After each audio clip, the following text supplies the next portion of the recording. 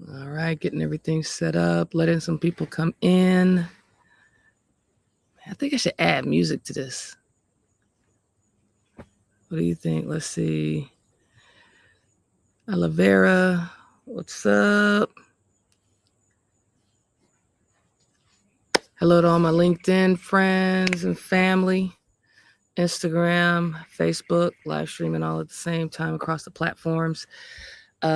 These 14 days of going live, 14 ways in 14 days, sharing some of my secrets that I know. Is it a secret? Really? Is it a secret?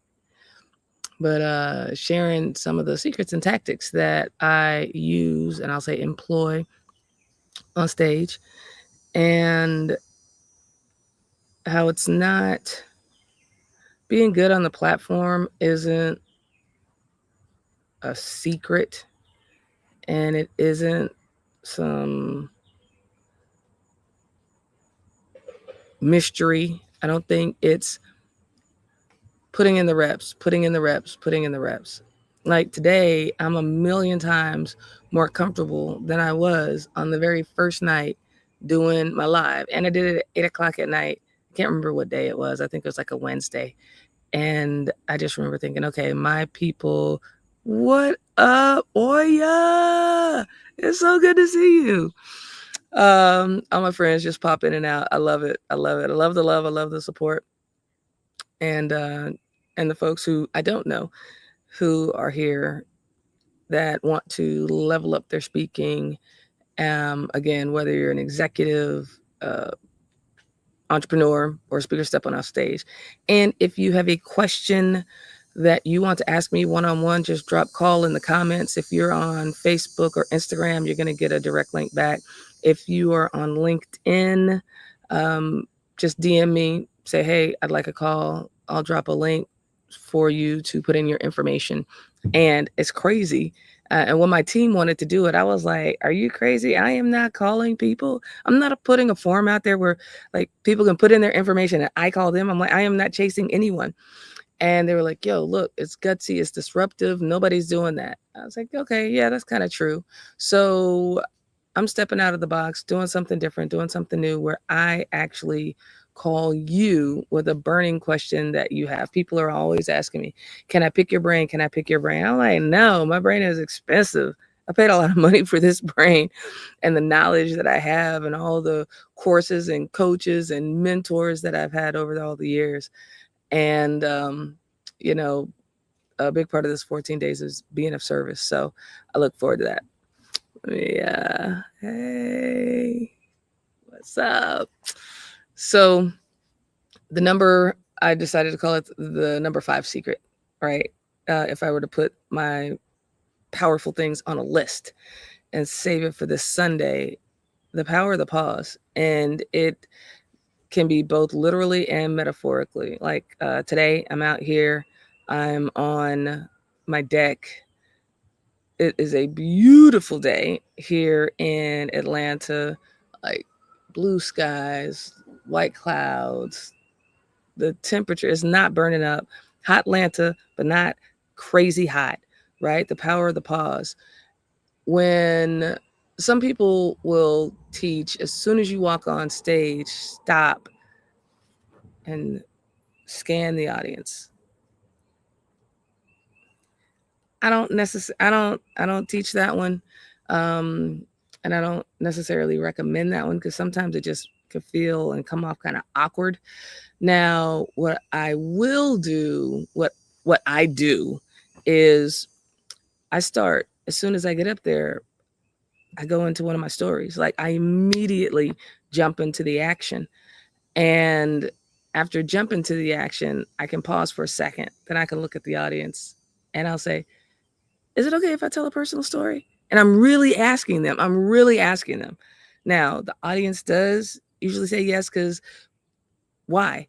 Because everybody likes stories. And it's almost a feeling of, well, before you get into the content, before you get into the information, yeah, we'd love to connect through a story. And everybody loves storytelling. And if you think about it, when you I don't know if you could think back to your childhood necessarily, right? But if you think about kids, and I do remember my childhood, and I loved hearing stories at night before I went to bed. I love that special time with my parents. And there's just something nostalgic about story time.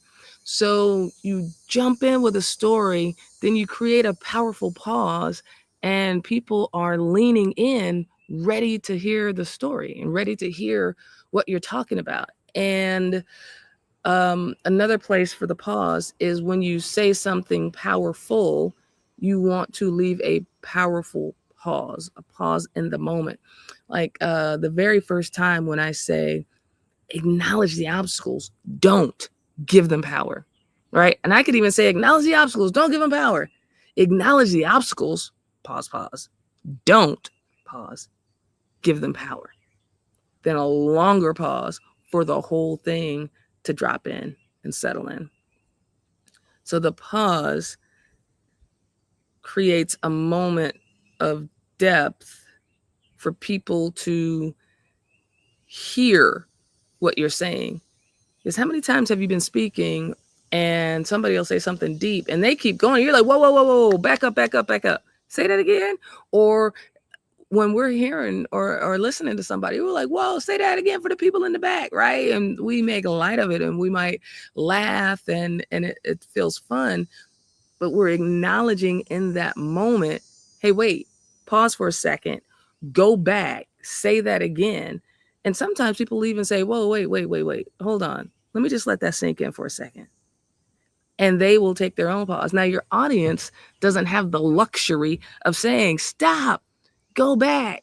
So you have to know and intuit when there are powerful moments in your talk that people, their spirit will want a moment of pause to take it in, reflect before it keeps going. Because what'll end up happening is you'll say something super powerful, you'll keep going, they'll be trying to process that, then you'll say something else and they've missed the something else because they're still over here. So the power of the pause. And I started out saying in life as well, right?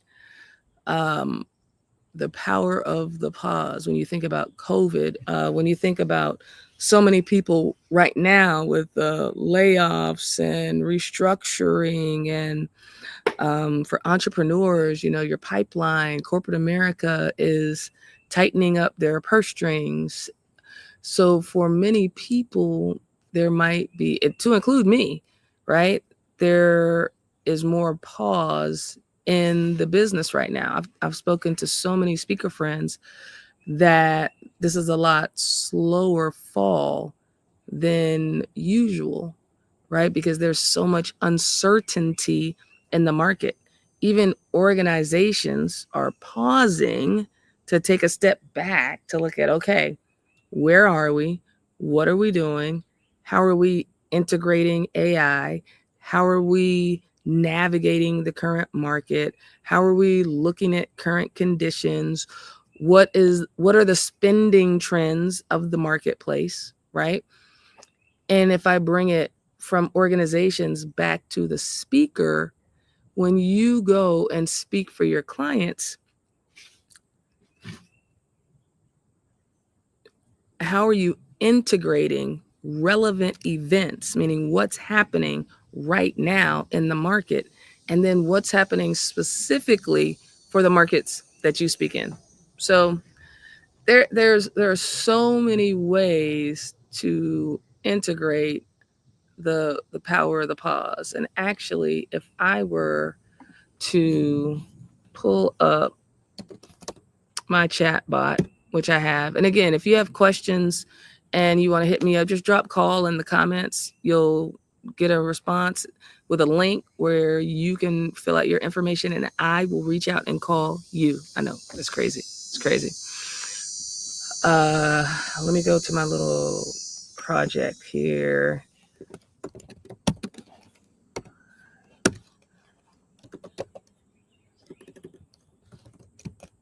So I have my chat GPT bot, one of my agents, trained on all my speaking stuff.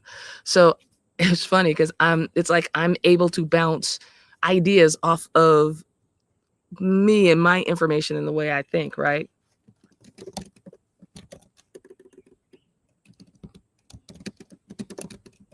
If you are not taking a moment out to figure out how to integrate AI into your business, whether it's through deep research, right? Helping you ideate. I'm not saying go out and write your book and it's an AI book. I'm not saying that, even though there are people that absolutely do that as well. Uh, but it's like the calculator. You could go back and use the slide rule. It's just going to take you longer, right? And the calculator cuts down so much time. Right now, I use ChatGPT for research, for insights, for just thinking through things in my head. It's absolutely amazing. Let's see, Sean Freeman, what's up? Trish, what's up? JH Tracy. Let's see, who have I missed there? Santana. All right. Power of the pause is one of the most, and I was going to use weapons. I'm talking to the chatbot that thinks like me, right? One of the most underrated weapons, but right now in today's day and age, it's using the word weapon. Things, again, you have to pause to look at even the things we use in speech or what we are talking about. How is it landing and how is it coming across? Bottom line, words land harder in silence. I like that. It just said that.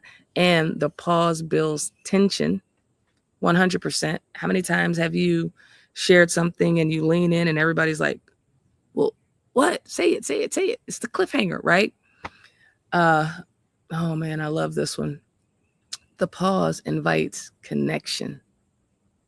And I already said this. The audience needs space to process and feel. Silence gives people permission to feel emotion, whether it's in a vulnerable share, a painful truth, or transformational moment. The pause allows it to hit their heart. For those that were on with me yesterday, and I was telling you about people coming up to me and reflecting some of the personal stories, not the content and the number 1, 2, 3, 4, 5, even though I have had a lot of people show me their notes, right? They're like, oh my God, I took so many notes, and they'll show me all the notes they wrote. But when people actually comment on something I said, it's usually something they felt, right? Whether it was the story that my great grandmother shared, or it was the acknowledge the obstacles, don't give them power. I've even unfortunate that they were in this space. I've had people come up and say, when I went home today, I was going to take my life. And something I said made them pause and make a different decision. What I really want you to get today, and hopefully I am just hammering on this over these 14 days that I'm doing this live, you have no idea who your message is going to impact. Somebody in that audience needed to hear your message today. Somebody on this live needs to hear what I'm talking about right now. Maybe it's you, right? Your message, as Les Brown, one of my mentors would say, your message is not meant to die inside of you. We have been sent here with so many gifts, talents, messages, callings. The greatest way to be of service is to put it out in our community, to our friends, our family, our neighbors. When I call our community at large, our global community, can benefit from who we are, what we've been through, the life lessons we've learned, the leadership lessons we've learned. You can always get ready, right? Preparation on ice or ignorance on fire. Again, if you saw my live on the very first night, how embarrassing.